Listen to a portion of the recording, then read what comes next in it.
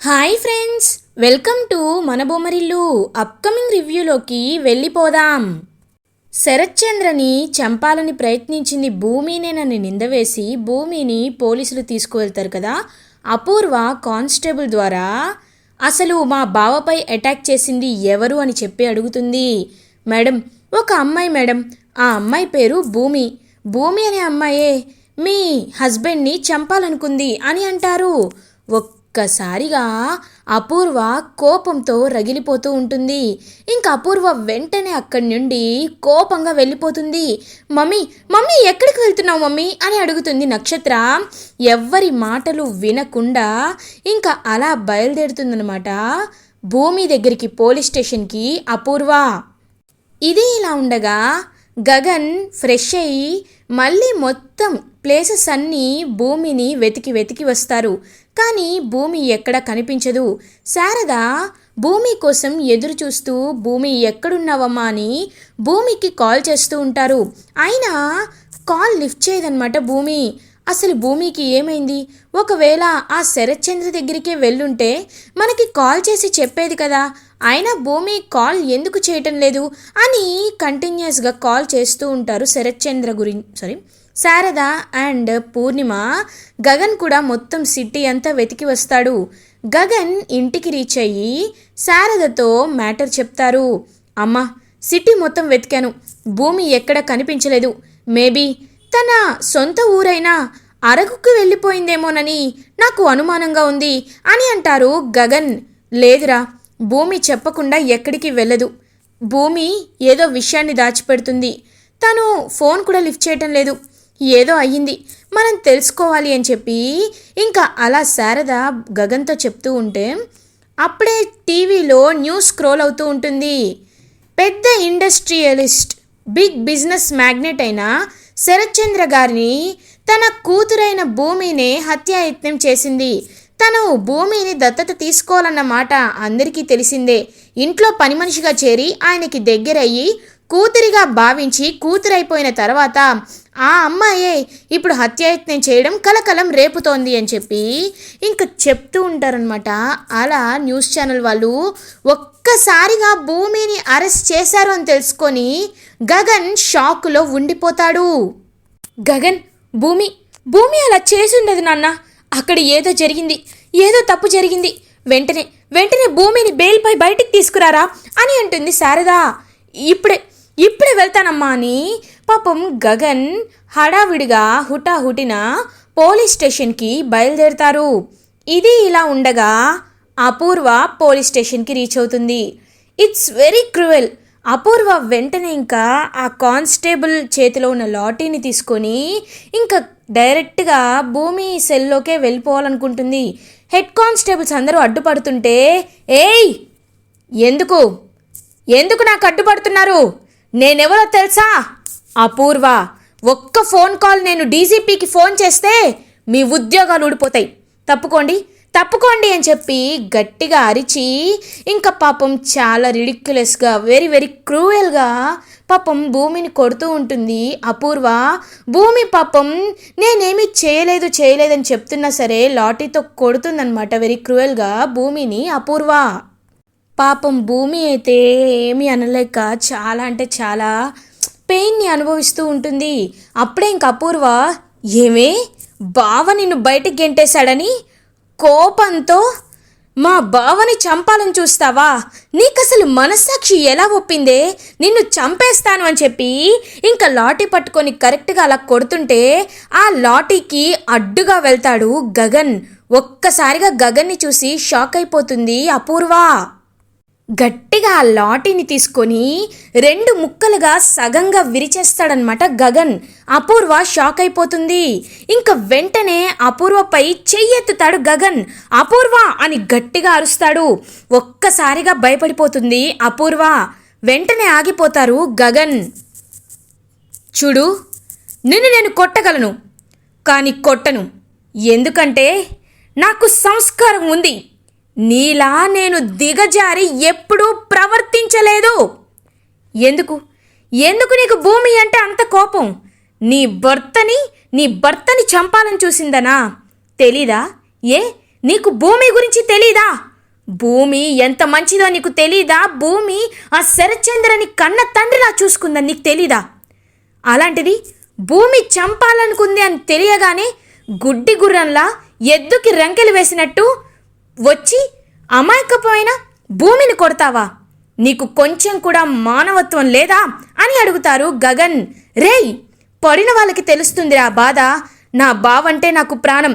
ఆ విషయం దీనికి కూడా బాగా తెలుసు. అయినా నా బావని అని అంటుంది. వెంటనే భూమి లేచి, అపూర్వ గారు, ఇంకొక్కసారి మా నాన్నని నేను చంపాలని ప్రయత్నించాను అని అన్నారంటే నేను ఊరుకోను. మా నాన్నని నేనెందుకు చంపాలనుకుంటానండి? ఎవ్వరికీ తెలియని నిజం మీకు తెలుసు కదా అని అంటుంది భూమి. ఒక్కసారిగా ఇంకా అలా ఆగిపోయి భూమి వైపు చూస్తూ ఉంటుంది అపూర్వ. చూడపూర్వ, ఇది చాలా పెద్ద క్రైమ్. పోలీస్ పర్మిషన్ లేకుండా సెల్ లోపలికి వచ్చి ఒక అమ్మాయిపై, అది కూడా తను నేరం చేసిందని నిరూపించలేదు, కేవలం సస్పెక్ట్గా మాత్రమే ఉంది. అలాంటి అమ్మాయిపై చేయి చేసుకున్నావు కాబట్టి ఇప్పటికిప్పుడు నీపై కేసు పెట్టి నిన్ను లోపలికి తీసుకువెళ్ళి లేడీ కానిస్టేబుల్స్తో కొట్టించచ్చు. కానీ అదంతా జరగకముందు అసలు నిర్దోషి ఎవరో తెలుసుకుంటా అని ఇంకా గట్టిగా చెప్తాడనమాట గగన్. ఒక్కసారిగా వణికిపోతుంది అపూర్వ. ఇంకప్పుడే ఎస్ఐ వచ్చి, మేడం, అయినా మిమ్మల్ని లోపలికి ఎవరు వెళ్ళమన్నారు మేడం? మేడం, మీరు బయటికి రండి. సార్, సారీ సార్, ఇలా జరగకుండా నేను చూసుకుంటాను, బయటికి రండి సార్ అని చెప్పి ఇద్దరిని బయటికి తీసుకువెళ్తారు ఎస్ఐ. ఇంకా లాయర్ బెయిల్ పేపర్స్ని సబ్మిట్ చేస్తాడనమాట ఆ ఎస్ఐకి. ఎస్ఐ ఇంకది చూసి తనకి ఒక రోజుకి బెయిల్ గ్రాంట్ చేస్తున్నామని చెప్తారు. వెంటనే అపూర్వ, ఎలా బెయిల్ ఇస్తారు? నేను ఒప్పుకోను అని అంటుంది. ఏయ్, నీ బోడి పర్మిషన్తో ఎవరికి కావాలి? అయినా భూమి నా దగ్గరే చాలాసేపు ఉంది. అక్కడికి వచ్చి నీ భర్తని తనెందుకు చంపుతుంది? ఇప్పుడు చెప్తున్నాను, ఒక్కసారి భూమి హంతకురాలు కాదు అని తెలిసాక నిన్ను పైవాడు కూడా కాపాడలేడు. రా భూమి అని పాపం భూమిని అలా తీసుకువెళ్తూ ఉంటాడనమాట గగన్. అపూర్వ కొట్టిన దెబ్బలకి పాపం భూమి నడవలేకపోతూ ఉంటే భూమిని అలా పాపం చూస్తూ ఎత్తుకొని భూమిని పాపం ఇంటికి తీసుకువెళ్తాడు గగన్. ఇటువైపు అపూర్వ మాత్రం అది ఎలా తప్పించుకుంటుందో నేను చూస్తాను. నేను ఆస్తి కోసం బావ మొదటి భార్యనే చంపిందాన్ని. ఏమో ఇది కూడా ఆస్తి కోసం బావని చంపాలనుకుందేమో, ఎవరికి తెలుసు అని ఇంకా కోపంగా భూమి వైపు చూస్తూ ఉంటుంది అపూర్వ. భూమిని గగన్ తన ఇంటికి తీసుకువెళ్తారు. భూమిని ఆ పరిస్థితిలో చూసి పాపం శారద, పూర్ణి ఇద్దరు షాక్ అయిపోతారు. అమ్మ భూమి, ఇదేంటమ్మా, ఒంటి నిండా దెబ్బలున్నాయేంటి, రామ్మ అని చెప్పి ఇంక పాపం దగ్గరుండి భూమిని పాపం ప్రేమగా చూసుకుంటూ భూమికి జ్యూస్ తాగిస్తూ ఉంటారు శారద. ఇంక పాపం భూమి దెబ్బలకి అలా ఆయింట్మెంట్ రాస్తూ ఉంటాడు గగన్. భూమి ఏడుస్తూ ఉంటుంది. భూమి, అసలు ఏం జరిగింది భూమి? నువ్వు నా దగ్గరే కదా అప్పటి వరకు ఉన్నావు, తర్వాత అక్కడికి ఎప్పుడు వెళ్ళావు? అసలు ఇదంతా ఎప్పుడు జరిగింది భూమి అని అడుగుతారు గగన్. ఇంక భూమి ఏడుస్తూ చెప్పడం స్టార్ట్ చేస్తుంది. ఏవండి, ముందు నాన్నకి ఎలా ఉందో ఒక్కసారి కనుక్కోండి ప్లీజ్ అని ఏడుస్తూ ఉంటుంది భూమి. ఇంకా గగన్ అయితే చెర్రీకి కాల్ చేస్తాడు. ఇది ఇలా ఉండగా చెర్రీ కాల్ లిఫ్ట్ చేస్తారు. హలో, ఏంటన్నయ్యా ఈ టైంలో కాల్ చేసావు అని అడుగుతారు. రే చెర్రీ, ఆ శరత్చంద్రకి ఇప్పుడు ఎలా ఉందిరా అని అడుగుతారు. వాడి గురించి నన్ను అడుగుతావేంటన్నయ్యా, వాడెలా ఉన్నాడో నాకు తెలీదు అని అంటారు. చెర్రీ తప్పు, వాళ్ళని అలా అనకూడదు, చెప్పురా అన్న చెర్రీ, ఏమైంది అని అడుగుతారు శారద. పెద్దమ్మ, సరే చెప్తాను, కండిషన్ చాలా క్రిటికల్గా ఉందని చెప్పారు. 24 గంటలు గడిస్తే కానీ ఏమవుతుందో తెలీదు అని చెప్పారు అని అంటారు. ఒక్కసారిగా భూమి పాపం బాధపడుతూ ఉంటుంది. ఇంకా వెంటనే గగన్, భూమి, నీపై చాలా పెద్ద కేస్ని రిజిస్టర్ చేయడం జరిగింది. నాకు చాలా హై ఇన్ఫ్లుయెన్స్ ఉంది కాబట్టి బెయిల్పై నేను బయటికి తీసుకురాగలిగాను. అసలు ఏం జరిగిందో చెప్పు భూమి, ఏం జరిగింది అని అడుగుతారు గగన్.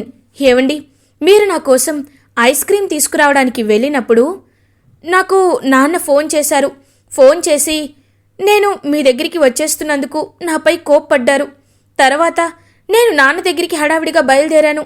తర్వాత నాన్నని అలా రక్తపు మడుగుల్లో చూశానండి. పోలీసులు ఎలా వచ్చారో ఎప్పుడొచ్చారో నాకు తెలీదు అని అంటుంది భూమి. ఆలోచనలో పడతారు గగన్. భూమి, అక్కడ నువ్వు అనుమానాస్పదంగా ఏదైనా చూసావా? దేనైనా మనుషుల్ని కానీ వాళ్ళని వెళ్తుండడం కానీ రావడం కానీ ఏదైనా చూసావా అని అడుగుతారు గగన్. భూమి వెంటనే అనుమానాస్పదంగా అంటే ఏమండి, నాన్న రూమ్ లైట్స్ అన్నీ ఆఫ్ అయి ఉన్నాయి. నేను ఆన్ చేద్దామని స్విచ్ బోర్డ్ వెతుకుతున్నప్పుడు ఒక చైన్ నాకు తగిలింది. ఆ చైన్కి వీ లాకెట్ ఉంది అని అంటుంది భూమి. ఎస్, అయితే వాడే ఎవడో వచ్చి శరత్చంద్రని హత్య చేయాలనుకున్నాడు. వాడు పారిపోయేలోపు నువ్వక్కడికి వెళ్ళావు కాబట్టి నింద నీపై మోపారు. అవును, అదే టైంకి అక్కడికి పోలీసులు ఎలా వచ్చారు అని అడుగుతాడు గగన్. ఆ పనివాడున్నాడు కదా, వాడు ఫోన్ చేశాడంట అని అంటారు. నువ్వు వచ్చిన 5 నిమిషాలకే పోలీసులు రావడం అంటే ఖచ్చితంగా ఇదంతా ఏదో ప్లాన్ లాగే ఉంది. భూమి, నువ్వు బాధపడద్దు. నీకు నేనున్నాను. అండగా తోడుగా నీకు నేనుంటాను భూమి. ఈ ప్రపంచంలో ఎవరు నిన్ను అర్థం చేసుకున్నా అర్థం చేసుకోకపోయినా ఒక ప్రేమించిన వాడిగా నేను నిన్ను అర్థం చేసుకుంటాను. నీకు ఎప్పటికీ తోడుగా నిలుస్తాను. నువ్వు నిర్దోషివని అందరి ముందు నిరూపిస్తాను అని చెప్పి ఇంకా గగన్ అలా పాపం ఏడుస్తున్న భూమి కన్నీళ్ళని తుడుస్తారు. ఇది ఇలా ఉండగా అపూర్వ తిరిగి హాస్పిటల్కి వస్తుంది. ఇంకా అపూర్వ హాస్పిటల్కి వస్తూ ఉంటే కృష్ణప్రసాద్ అపూర్వ దగ్గరికి వెళ్తారు. అపూర్వ అని గట్టిగా అరుస్తారు. ఏంటి కేపి, నోరు లేస్తుందేంటి అని అంటారు. అసలు నువ్వు మనిషివా పశువ్వా? నీకు బుద్ధి జ్ఞానం లేదా? వేరే వాళ్ళకంటే నిజం తెలీదు. నీకు తెలుసు కదా, భూమి శరత్చంద్రకి శోభమ్మ చెల్లెలకి పుట్టిన కూతురని నీకు తెలుసు కదా. అలాంటిది తన కన్న తండ్రిని ఏ కూతురైనా చంపాలనుకుంటుందా? తను చంపిందని ఎవడో నింద వేస్తే నువ్వు వెళ్ళి తనని దారుణంగా కిరాతకంగా కొట్టి వస్తావా? నీకసలు దేవుడు బుద్ధినివ్వలేదా, సిగ్గునివ్వలేదా అని అడుగుతారు కృష్ణప్రసాద్. ఏయ్, నోరు లేస్తుందేంటి? ఇంకొక్క మాట నోరు జారావో అని అంటుంది అపూర్వ. ఏం చేస్తావు?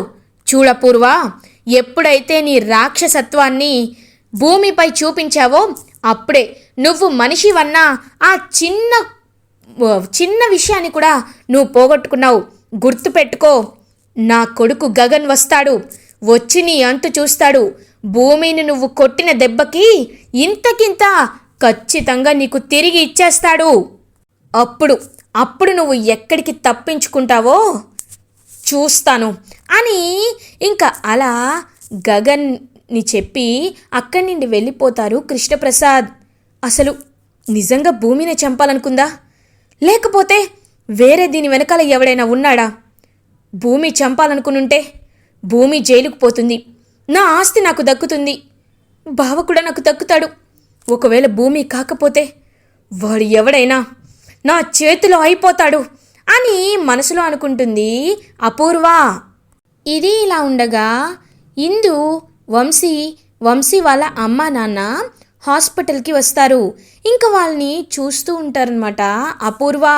అయ్యో మావయ్య గారు అని చెప్పి ఇంకా అలా ఏడుస్తూ ఉంటాడనమాట. పాపం మావయ్య అని ఇందు ఏడుస్తూ ఉంటుంది. పాపం శరత్చంద్ర గారికి ఇలా జరుగుతుందని మేము అనుకోలేదమ్మా అని ఇందు వాళ్ళ అత్తయ్య మావయ్య ఇద్దరూ ఇంకా ఓదారుస్తూ ఉంటారు. ఇదంతా చూస్తూ చాలా టెన్షన్ పడుతూ ఉంటాడనమాట వంశీ. చంపాలనుకుంది నేనేనని వీళ్ళకి తెలీదు. నాకు అదృష్టం బాగా ఉంది కాబట్టి కరెక్ట్గా ఆ టైంకి ఆ భూమి వస్తుంది కాబట్టి ఆ భూమిపైకి నిందంతా నెట్టేశాను. ఇప్పుడు నా గురించి ఎవ్వరికి తెలిసే ఛాన్సే లేదు అని వంశీ హ్యాపీగా మనసులో ఫీల్ అవుతూనే బయటికి మాత్రం పాపం శరత్చంద్ర గారు, అమ్మా నేను ఇందు గుడికి వెళ్ళి వస్తాం, గుడిలో ఆయన కోసం ప్రదక్షిణలు చేసొస్తాం, ఇందు అని ఏడుపు నటిస్తూ ఉంటాడు వంశీ. ఇది ఇలా ఉండగా భూమి గగన్ ఇద్దరు ఇంకా అలా గెస్ట్ హౌస్కి వెళ్తారు. వెళ్ళి చుట్టూ చూస్తూ ఉంటారనమాట. లేదు, ఇక్కడ ఏదో జరుగుతుంది. సీసీటీవీ ఫుటేజ్ ఒకసారి చూపించు అని వాచ్మెన్ అడిగితే, సార్ నిన్నటి నిండే సీసీటీవీ అనేది రిపేర్ అయింది కాబట్టి పని చేయటం లేదు అని చెప్తారు. ఏంటి పని చేయట్లేదా అని భూమి చాలా టెన్షన్ పడుతూ ఉంటుంది. ఆ పనివాడు ఎక్కడున్నాడు అని అడుగుతాడు.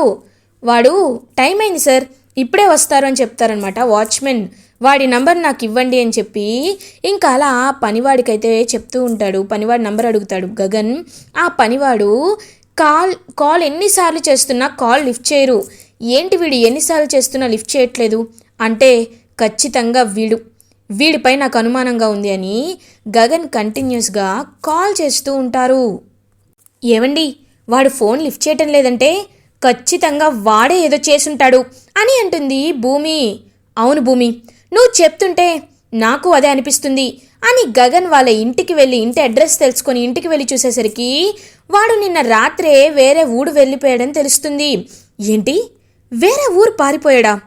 డౌట్ లేదు భూమి, ఖచ్చితంగా వాడి దగ్గర ఏదో నిజం ఉంది. ఆ నిజం ఏంటి అనేది తెలుసుకోవాలి అని గగన్ భూమి పాపం ఇద్దరు ఇంకా ఏం చెయ్యాలా అని ఆలోచిస్తూ ఉంటారు. ఇది ఇలా ఉండగా వంశీ ఇంకా అలా ఇందు ఇద్దరు గుడికి వెళ్తే కరెక్ట్గా చెర్రీ కూడా అదే గుడికి వస్తాడు. ఇంకా వంశీకి ఒక ఎక్స్ గర్ల్ ఫ్రెండ్ ఉంటుంది కదా, ఒక అమ్మాయి ప్రెగ్నెంట్ అయింది. తను ఆ గుడికి వచ్చి వంశీని చూస్తుంది. వంశీ, ఇందు నువ్వు ప్రదక్షిణ చేస్తూ నేను ఇప్పుడే వస్తానని తన దగ్గరికి వెళ్తాడు. ఏంటి ఇక్కడికి వచ్చావేంటి అని అడుగుతాడు వంశీ. నీ గురించి నీ భార్యతో చెప్దామని వచ్చాను అని అంటారు. అబ్బా నీకు ఎన్నిసార్లు చెప్పాలి, నేను ఏదో ఒక విధంగా నీకు సెటిల్ చేస్తానులే, నువ్వు వెళ్ళు అని అంటాడు వంశీ. సెటిల్ చేస్తే ఇక్కడ ఎవరు ఊరుకోరు. నువ్వు నాకు చేసిన అన్యాయానికి నువ్వు నాకు తాళే కట్టాలి, నేను కోరుకునేది అదే అని అంటుంది ఆ అమ్మాయి. వెంటనే ఇంకా తన గొంతు పట్టుకుంటాడనమాట ఈ వంశీ. ఏయ్ ఏంటి సాఫ్ట్గా కనిపిస్తున్నాను, వీడి దగ్గర నుండి తాళి కట్టించుకుంటాం అనుకుంటున్నావా? ఏమనుకుంటున్నావు నువ్వు? తను ఎవరనుకుంటున్నావు? ఇందు. తన అన్నకి తన మామకి ఎంత వస్తుందో తెలుసా? వాళ్ళ కాలి గోటికైనా నువ్వు సరిపోతావా? లేదు కదా, ఆస్తి లేదు కానీ అహంకారం ఎక్కువగా ఉందా? ఇంకొక మాట మాట్లాడావో చంపేస్తా అని ఇంకా గట్టిగా వంశీ అయితే బెదిరిస్తాడు తనని. ఇంకా తను భయపడుతూ అక్కడి నుండి వెళ్ళిపోతుంది. ఇదంతా చెర్రీ చూసేస్తాడు. ఒక్కసారిగా ఇంకా చెర్రీ అయితే షాక్ అయిపోతాడు. ఇంకా అదంతా వీడియో తీసి పెట్టుకొని చెర్రీ అయితే ఇంకా చూస్తూ ఉంటాడనమాట. ఇంకా గగన్ని కలుస్తాడు చెర్రీ. అన్నయ్య నీకు ఒక ముఖ్యమైన విషయం చెప్పాలన్నయ్య. ఇన్ని రోజులు మంచితనం ముసుగులో ఉన్న వంశీ ఎంత చెడ్డవాడో ఇప్పుడు నాకు అర్థమైంది అన్నయ్య అని చెప్పి ఇంకా వెంటనే అలా చూస్తూ ఉంటాడనమాట తనైతే. ఇంకా గగన్ కూడా ఆ వీడియో చూసి ఒక్కసారిగా షాక్ అయిపోతారు. చెర్రీ ఒకసారి ఆ వీడియో చూపించు అని అంటుంది భూమి. ఇంకా వీడియో చూపించేసరికి ఆ మెడలో లాకెట్ని చూస్తుందనమాట భూమి. ఏవండి నిన్న నేను చెప్పాను కదా నాకు ఒక లాకెట్ తగిలినట్టు అనిపించిందని, అది ఇలాగే ఉందండి అని అంటుంది భూమి. నాకు అర్థమైంది వాడే చేసుంటాడు అని గగన్ ఫిక్స్ అయిపోతారు. ఇది ఇలా ఉండగా అపూర్వ ఏడుస్తూ శరత్చంద్ర దగ్గరే కూర్చుంటుంది. బావా నువ్వు లేవాలి బావా, నేను చూడాలి బావా, నువ్వు నాతో మాట్లాడాలి బావా అని ఏడుస్తూ ఉంటుందన్నమాట అపూర్వ. ఇంకప్పుడే శరత్చంద్ర ఎంత నక్షత్ర కానీ వీళ్ళు కానీ ఏడ్చినా సరే ఎంతకి రెస్పాండ్ అవ్వరు. కానీ భూమి హాస్పిటల్కి రీచ్ అవుతుంది. ఏంటి నువ్విక్కడికి ఎందుకు వచ్చావే అని అడుగుతుంది అపూర్వ. మీతో మాట్లాడడానికి రాలేదు, మా నాన్నని చూడ్డానికి వచ్చాను అని గట్టిగా అపూర్వని పక్కకి తోసేసి శరత్చంద్రకి వెళ్ళి దేవుడి పూజ చేసిన కుంకుమని పెడుతుంది.